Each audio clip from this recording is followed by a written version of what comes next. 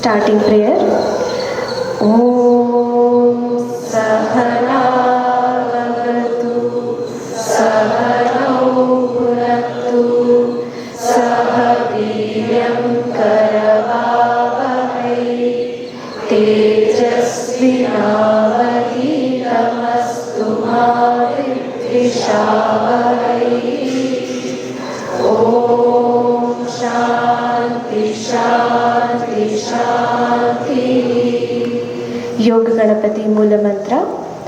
ओम हम सं गं भगवते नित्ययोगयुक्ताय सच्चिदानन्दरूपिणे विनायकाय नमः.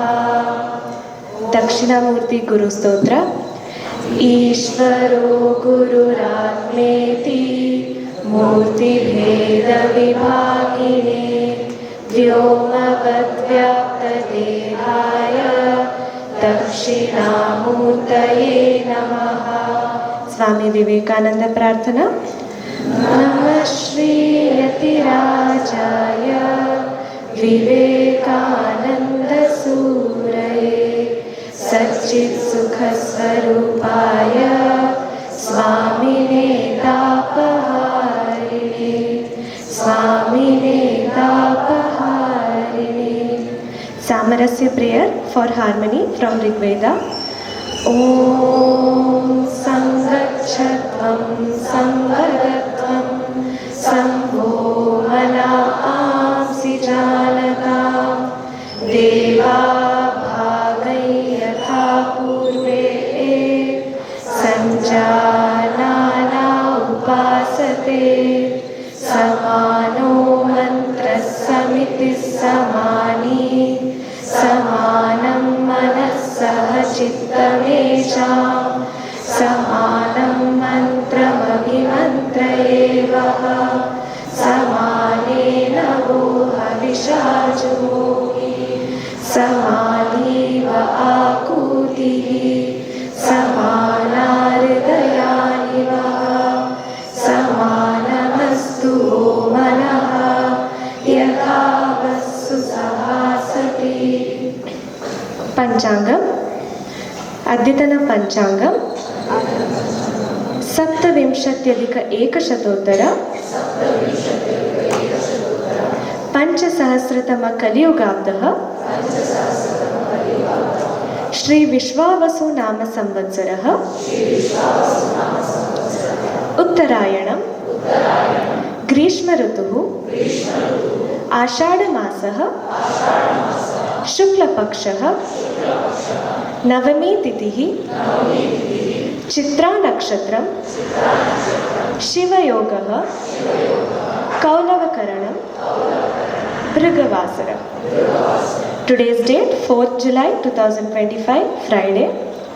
तिथेश्च श्रियमाप्नोति वाराधायुष्यवर्धनं नक्षत्राधरते पापं योगात् रोगनिवारणं करणात् कार्यसिद्धिश्च पंचांगफलमुत्तमम्.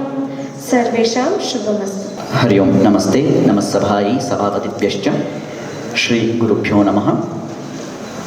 On 10th July we have the Ashadha Purnima, which is being celebrated as the Guru Purnima or the Vyasa Purnima. So on that occasion, from today till the 10th, we will do the Parayanam of Guru Ashtakam, composed by Bhagavad-pada Sri Adi Shankaracharya. So there are 8 shloka, as it says, the stotram has Ashtakam, 8 shlokas along with one Phalashruti. The first shloka I will chant Please repeat it after me. Shariram Surupam. Once more. Tatha va kalatram.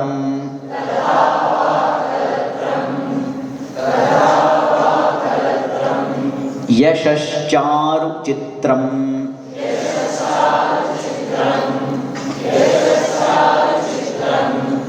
Dhanam meru tulyam.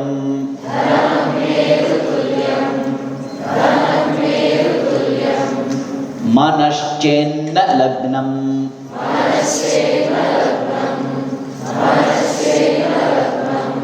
Gurorangri padme.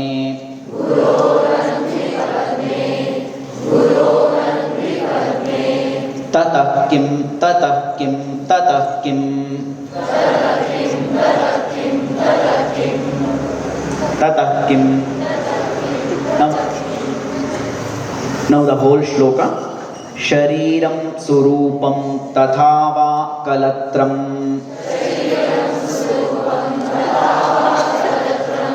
Yashascharu chitram dhanam meru tulyam.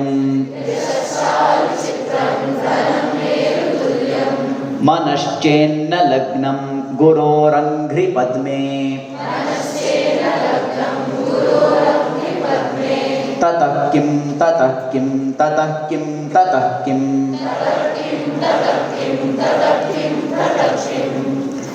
So in all the ashtakas, in all the 8 shlokas, the last 2 quarters, Manaschenna lagnam gurorangri padme tatah kim, tatah kim, tatah kim, tatah kim. This will be repeated. We will see the word split. Shariram surupam tatha va kalatram yashaha charu chitram dhanam meru tulyam manaha chet na lagnam guroho angri padme tatah kim, tatah kim, tatah kim, tatah kim. The shloka is actually it is emphasizing the Guru's kripa to whatever we do. Without the kripa of the Guru, without the blessings of the Guru, we cannot do anything in our life. We cannot, even from the very first when we are born, our mother is the first Guru. From there to the till end. So we are under the blessings of our Guru. So therefore the Bhagavad Pada Adi Shankaracharya says, if one is not being contemplating the Guru, one who is not means there is nothing else, nothing bigger than the Guru or the contemplation on the Guru. Shariram Surupam, even a person who has a very beautiful body, who has a very good build, very beautiful to look or handsome to look. Tathava Kalatram, even he has got the desired or whatever the loving spouse. Yashaha, his whatever the he is very much, maybe he may be very much renowned in his field. He may be very much skillful in his field. Charu chitram, he may get all the whatever the wealth he has. Dhanam meru tulyam, the wealth what he has, it's like the Meru Parvata. Meru Parvata, the biggest Parvata, its biggest mountain. Even if he has so much wealth which is much equivalent to the Meru Tulyam, like the Ambanis or someone like such a rich person, if the person is not Manaschenna Lagnam, if the mind is not contemplating Guroho Angri Padme, Angri means the Padam. If the person is not on the lotus feet of his Guru, if is not following the path of his Guru or the Upadesha of his Guru, or is not devoted to the Guru, tadakim, then what could be else misfortune for him? Means the Guru is the highest fortune he has. So whatever you may have, you may become a king, you may be a rich person, you may be the Prime Minister, President, or whatever the highest level you may reach. But if you are with the Guru, if you are devoted to the Guru, only then you can develop yourself, you can move ahead. If you are not devoted to your Guru, then you will means the whatever the skills you have, whatever the highest level you have, one means if you will fall, the fall will be much more quickly for you. So that is how the Guru's blessings is very much needed for each and every person's life.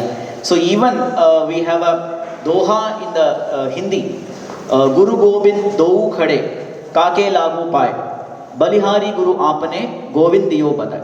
So there the Guru and Govind, the Bhagavan, both are there in front of you. So whom should you do the namaskara first? Whom should you take the blessings first? Then it is the Guru from whose blessings you should take the first, or that is the Guru on whose feet you should fall first.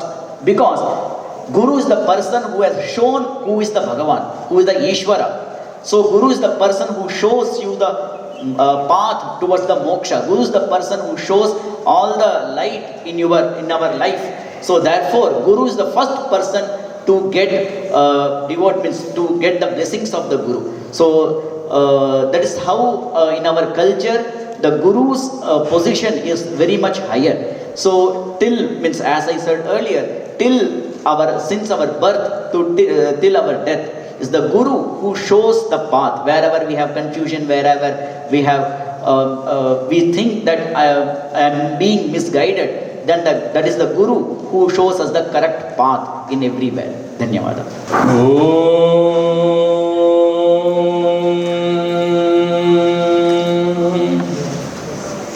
My dear friends, I am glad today we have started Guru Ashtakam.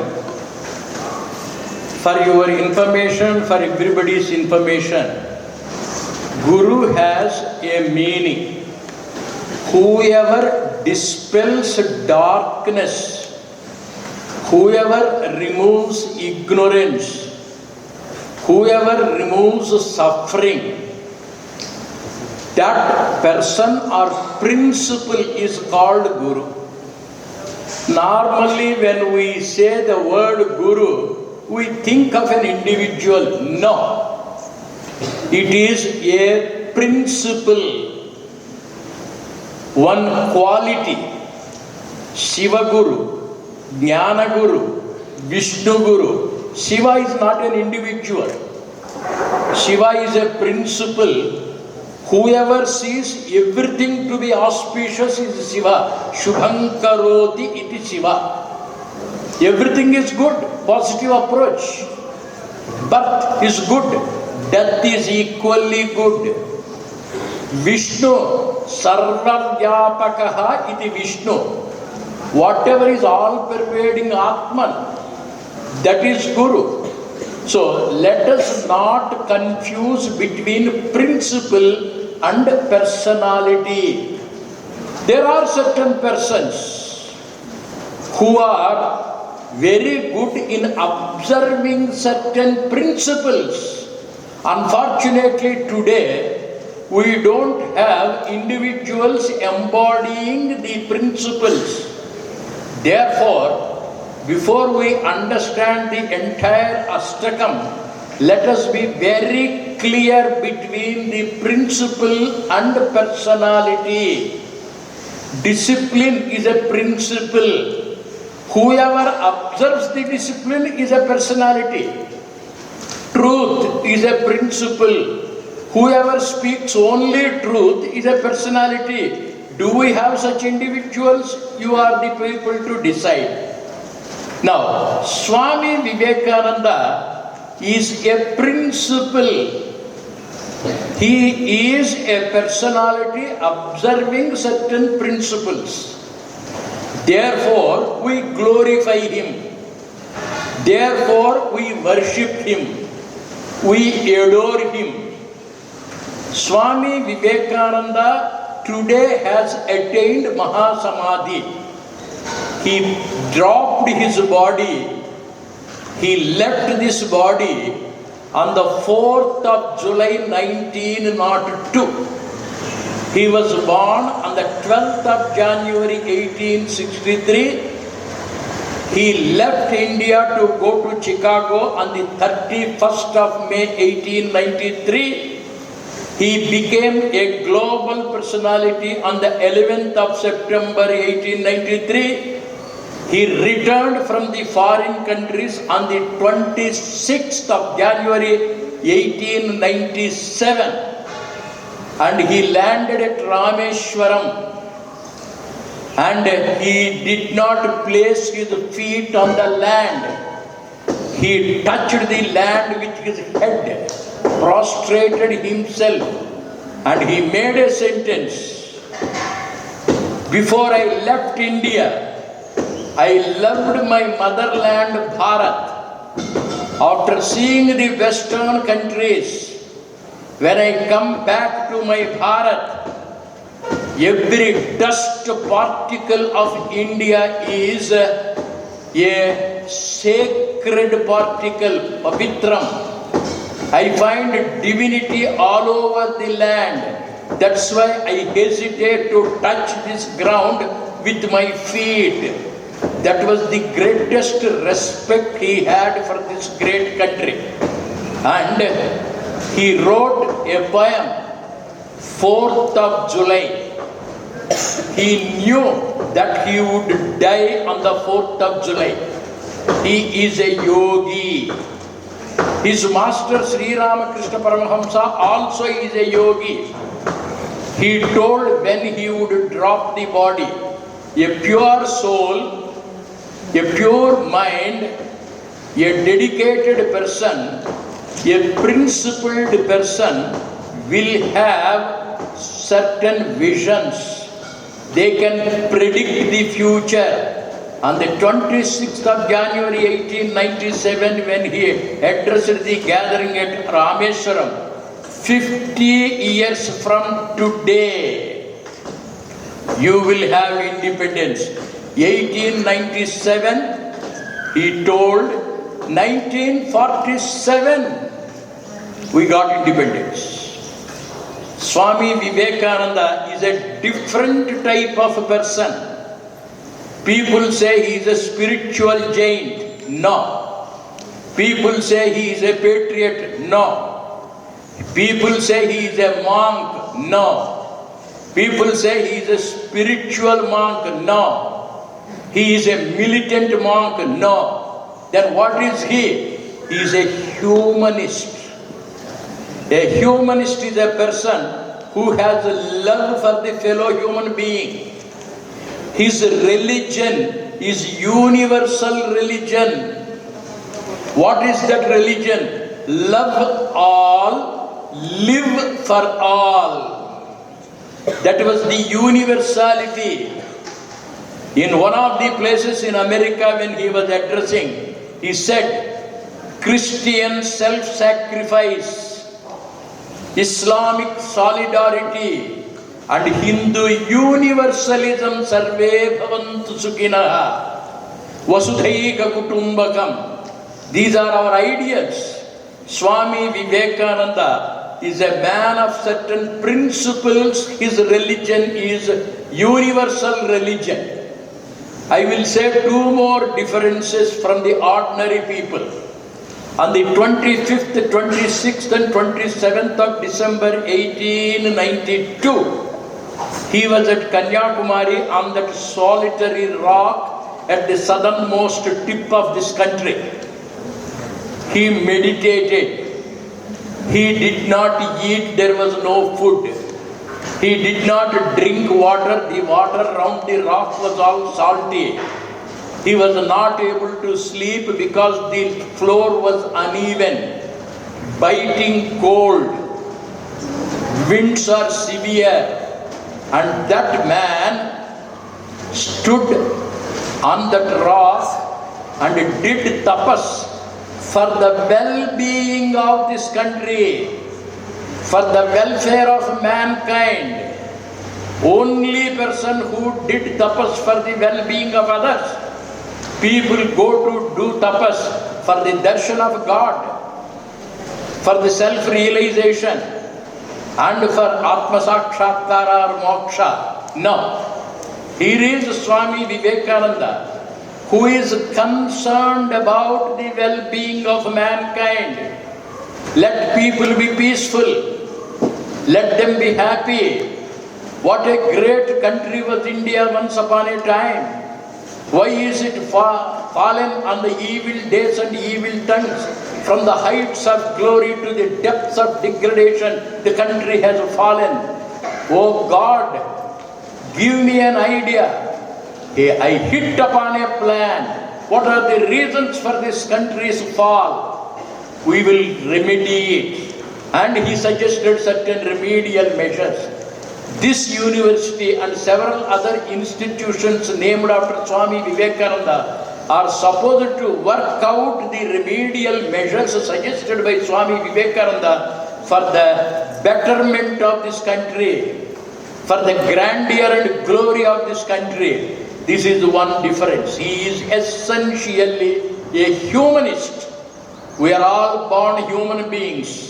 How many of us are human? Do we have mercy? Do we have concern for the fellow people? Do we have compassion? How many of us are not selfish? Here is one man, Swami Vivekananda, who is essentially a humanist.